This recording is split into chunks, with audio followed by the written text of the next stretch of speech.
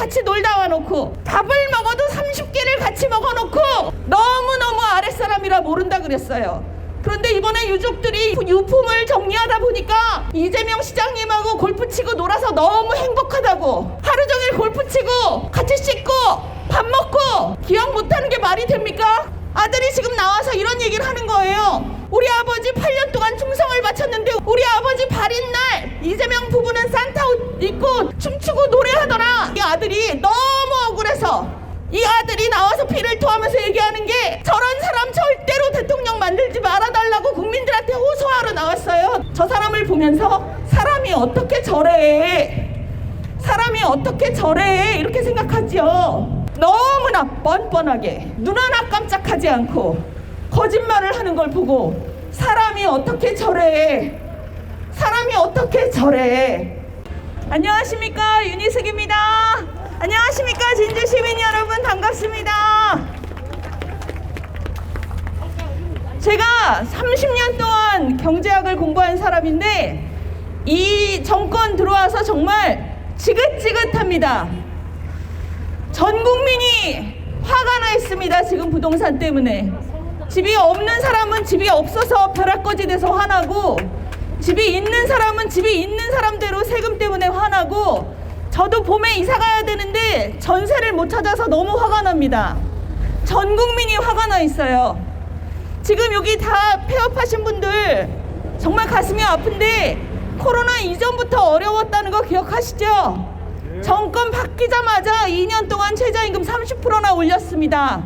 자기들 친한 민노총 사정 봐주느라고 자기들끼리 짜웅한 거 그거 약속 지키느라고 그냥 2년에 30% 올려버렸습니다. 600만 자영업자가 지금 못 살겠다고 길로 나온 지가 벌써 2년이 넘었습니다. 거기다가 코로나가 와서 지금 핵폭탄이 떨어진 거죠. 너무너무 화가 나고 지긋지긋합니다. 여러분도 그러시죠? 여러분, 그런데 지금 먹고 사는 문제가 정치 맞습니다. 먹고 사는 문제가 정치 맞고요. 먹고 사는 문제 잘못한 정치는 심판해야 됩니다. 그래서 절대로 민주당은 찍으면 안 됩니다. 왜냐하면 잘못했으니까. 잘못했으면 심판 받아야 되거든요. 그런데 말입니다. 정치는 나라를 부강하게 만들고, 그리고 우리 먹고 살게 해주는 문제 맞고, 청년들 기회 만들어주고 일자리 만들어주는 거 맞는데, 더 중요한 거는 정치는 세상의 병을 고치는 겁니다. 그렇죠, 여러분? 세상의 병을 고치려면 자기가 어디가 아픈지를, 자기가 뭐가 잘못되어 있는지를 돌아볼 수 있는 사람이 남이 무엇을 잘못하는지, 남이 어디가 아픈지, 세상이 어디가 아픈지를 알 수가 있습니다. 그러려면 인간은 맹자가 말씀하셨듯이 수호지심, 스스로를 부끄러워하는 마음이 있어야 자기 자신을 돌아볼 수 있습니다. 그렇죠? 그런데 여러분, 이재명 후보 생각해보세요. 이분이 얼마나 얼굴이 두꺼운지. 여러분, 대장동 개발하신 분, 개발한 책임자 김문기라는 분 기억나세요? 사무실에서 목매달아 자살하신 분? 그분 아들이 며칠 전에 기자회견을 했습니다. 10박 11일로 호주, 뉴질랜드 같이 출장 갔다 와놓고 이재명이 자기 아버지 모른다 그랬다고. 그 아버지가 8,500억이나 왜 사기꾼들 몰아주고 초과이익 환수조항 안 넣냐고 추궁받으니까 그 아버지가 너무 억울해서 자기는 윗사람한테 3번이나 얘기했는데 무시당했다, 억울하다, 그러고 목매달아 자살했습니다. 그런데 이재명이라는 사람이 10박 11일을 같이 놀다 와놓고 밥을 먹어도 30끼를 같이 먹어놓고 너무너무 아랫사람이라 모른다 그랬어요. 그런데 이번에 유족들이 유품을 정리하다 보니까 딸내미한테 보낸 동영상이 나왔습니다. 이재명 시장님하고 골프 치고 놀아서 너무 행복하다고, 하루 종일 골프 치고 같이 씻고 밥 먹고 그런 직원을 기억 못하는 게 말이 됩니까? 그러면서 이재명 씨가 그렇게 얘기를 하니까 이 아들이 너무 억울해서 아들이 지금 나와서 이런 얘기를 하는 거예요. 우리 아버지 발인 날 이재명 부부는 산타 옷 입고 춤추더라. 춤추고 노래하더라. 얼굴 한번 본 적이 없는 안철수 당의 직원한테는 조문 가더라. 우리 아버지 8년 동안 충성을 바쳤는데 우리 아버지 돌아가셨을 땐 조문 얼굴도 비치지 않더라. 이 아들이 나와서 피를 토하면서 얘기하는 게 저런 사람 절대로 대통령 만들지 말아달라고 국민들한테 호소하러 나왔어요. 너무 억울하다고. 여러분 우리가 저 사람을 보면서 사람이 어떻게 저래 이렇게 생각하지요. 여러분 TV 토론 보셨지요?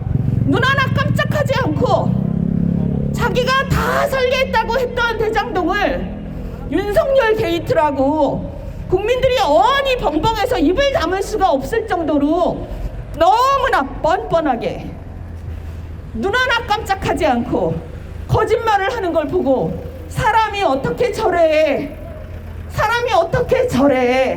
국민들이 그렇게 생각할 수밖에 없습니다. 여러분 우리가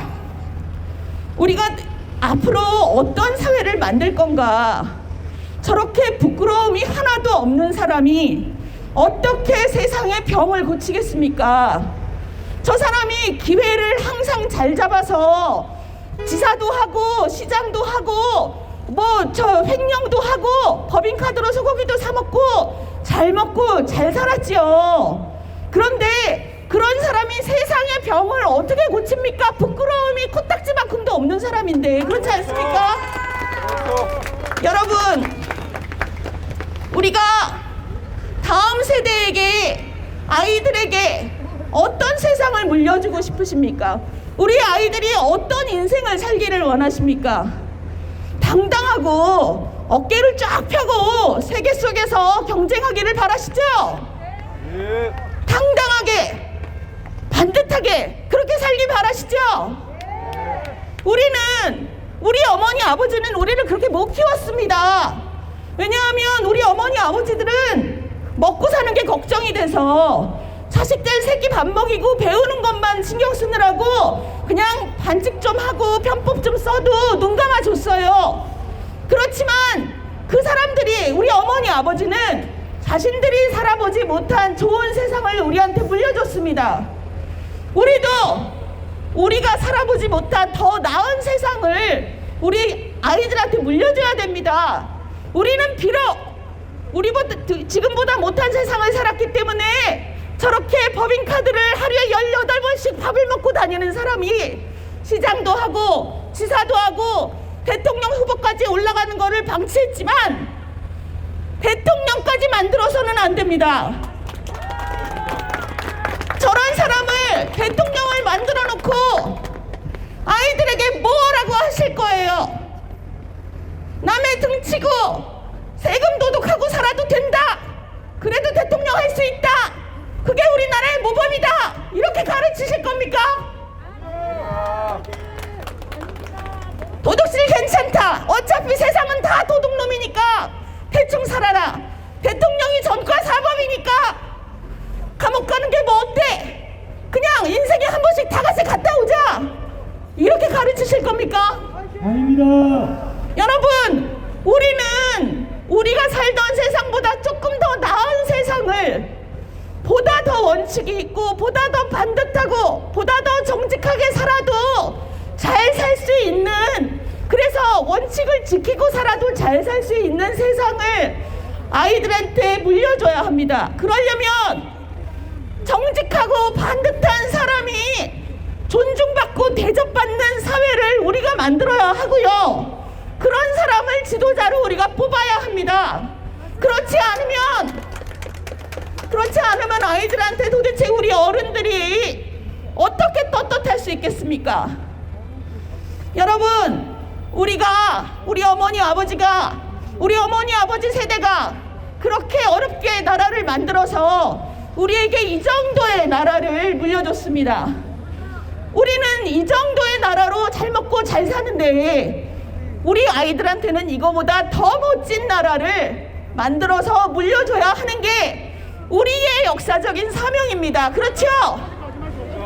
여러분, 3월 9일 날 대한민국 역사상 떳떳한 선택을 하시고 우리 아이들에게 떳떳하게 가르칠 수 있는 그런 지도자를 우리 사회에 본보기가 저런 거다. 적어도 남의 등치면 안 되고 세금 횡령하면 안 되고 전과는 나쁜 거고 5천만 국민이 보는 앞에서 거짓말을 해서는 안 되고 이 정도는 떳떳하게 말할 수 있는 사람을 지도자로 뽑아야 합니다. 그렇죠? 부탁드리겠습니다.